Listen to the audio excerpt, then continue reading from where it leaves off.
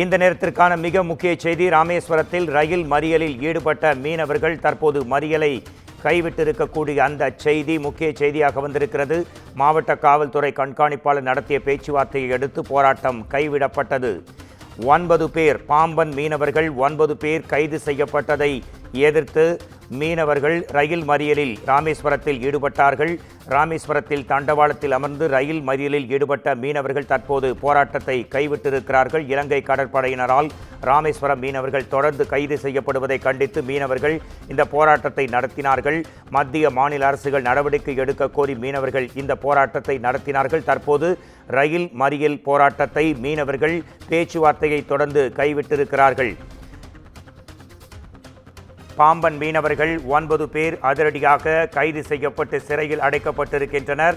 தலா 3.5 லட்சம் ரூபாய் அவர்கள் அபராதம் செலுத்த வேண்டும், அப்போதுதான் விடுதலை என்றும் இலங்கை புத்தளம் நீதிமன்றம் அதிரடியான தீர்ப்பு ஒன்றை வழங்கி அதிர்ச்சியை ஏற்படுத்தியது. இது குறித்து மீனவர்கள் ரயில் மறியல் போராட்டத்தை தொடங்கினார்கள். 9 மீனவர்கள் மட்டுமல்லாமல்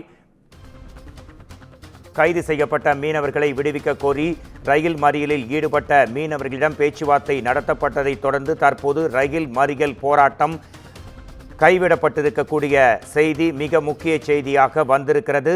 இலங்கை கடற்படையினரால் தமிழக மீனவர்கள் எல்லை தாண்டி மீன் பிடித்ததாக குற்றம் சாட்டப்பட்டு தொடர் கைது செய்யப்படுகிறார்கள். இது குறித்து உடனடி தகவல்களுடன் இணைகிறார் நமது குமுதம் செய்தியாளர் சுரேஷ். ரயில் மறியல் போராட்டம் தற்போது மீனவர்கள் நடத்தி வந்த அந்த போராட்டம் கைவிடப்பட்டிருக்கிறது. உங்கள் அறிக்கையை நீங்கள் தரலாம், உங்களுக்கான நேரம் சுரேஷ்.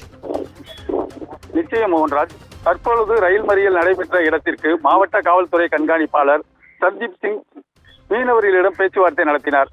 அதைத் தொடர்ந்து மீனவர்கள் அந்த பேச்சுவார்த்தையில் உடன்பாடு